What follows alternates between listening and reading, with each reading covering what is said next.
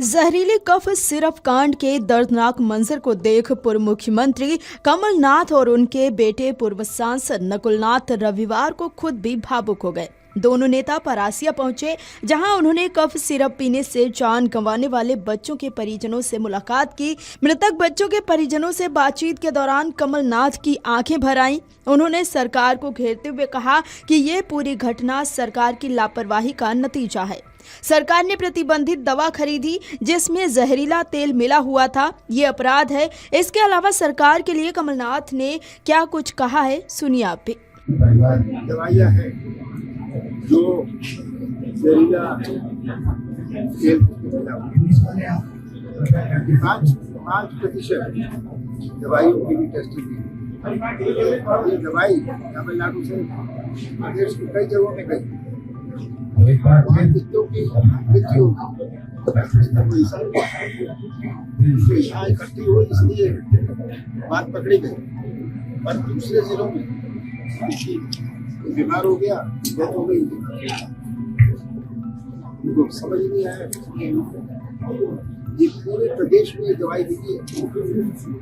मैं तो कहता हूँ बहुत सारे ऐसे लोग हैं जिनको ये सिरप के कारण ये तो बहुत दुख हुआ। यहाँ के की पार्टी और इन सब एक तरह से पसंद। आपको बता दें कि कमलनाथ और उनके बेटे नकुलनाथ ने सुबह उत्सव मैरिज लॉन में पीड़ित परिवारों से मुलाकात की। दोनों नेताओं ने सबसे पहले मृतक बच्चों की तस्वीरों पर फूल चढ़ाकर श्रद्धांजलि दी। इस दौरान कई परिवार अपने बच्चों को याद कर फूट फूट कर रो पड़े। मृतक अदनान के परिजनों ने बताया कि इलाज के दौरान बच्चे तड़पते रहे, लेकिन किसी ने ध्यान नहीं दिया। ये सुनकर वहां मौजूद सभी लोगों की आंखें नम हो गईं। 5 बजे उन्होंने कहा कि ये इसको बाथरूम नहीं हो रही है, क्योंकि इसकी वजह ब्लॉडर से बाथरूम पास नहीं हो रही है, तो अपन उसका कैसे ट्रीटमेंट कर सकते हैं। अब मैं अगर ज़्यादा से ज़्यादा 1 बॉटल और लगा सकता हूँ, बाकी फिर आपको बाद में आगे दिखाना पड़ेगा। हम बहुत परेशान थे। हमारा बच्चा मछली की जैसे तड़प रहा था, लेकिन उसको पेशाब नहीं हो रही थी, उसके चेहरे में पूरी तरह से सूजन आ गई थी। तो बस वो यही कह रहा था कि मम्मी मुझको घर ले चलो। और फिर हमने उसको डॉक्टर साहब के एडवाइस पे नागपुर NSH हॉस्पिटल लेकर के गए। वहाँ पर गए तो उसके तुरंत से ट्रीटमेंट चालू हो गया, और तुरंत ट्रीटमेंट चालू होने के बाद उसके 3 डायलिसिस हुए। 3 डायलिसिस एक के बाद एक हर एक दिन में डायलिसिस हुए, तो जिससे उसको 5 ml बाथरूम में। तो इसके बाद उसको 4थी डायलिसिस जब कराया उसने, तो वो अच्छे से सांस भी नहीं ले पा रहा था, उसका पूरा अंग एकदम शिथिल हो गया था और बहुत परेशानी में था।